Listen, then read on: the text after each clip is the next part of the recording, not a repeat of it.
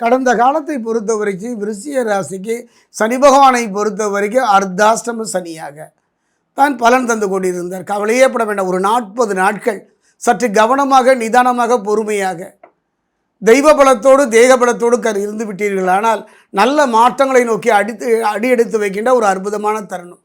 கடலிலே விழுந்தவனுக்கு கலங்கரை விளக்கம் தெரிவது போல, தனித்து வனத்திலே தவித்தவனுக்கு குரல் கேட்பது போல, பசித்த வயிற்றுக்கு ஒரு கவளம் சாதம் கிடைப்பது போல, பாகத்திற்கு ஒரு கொஞ்சம் தண்ணி கிடைச்ச மாதிரி ஒரு அருமையான சந்தர்ப்பம்.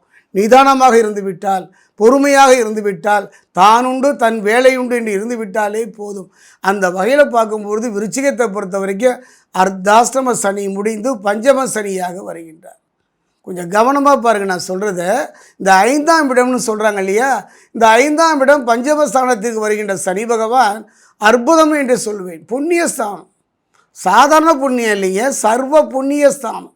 இந்த சர்வ புண்ணியஸ்தானத்துக்கு சனி பகவான் வரும்பொழுது கண்டிப்பாக தன்னுடைய வேகத்தையும் தான் கொடுக்கக்கூடிய பாதிப்புகளையும் கொஞ்சம் குறைத்துத்தான் கொள்வார். காரணம் அந்த இடம் அப்படி.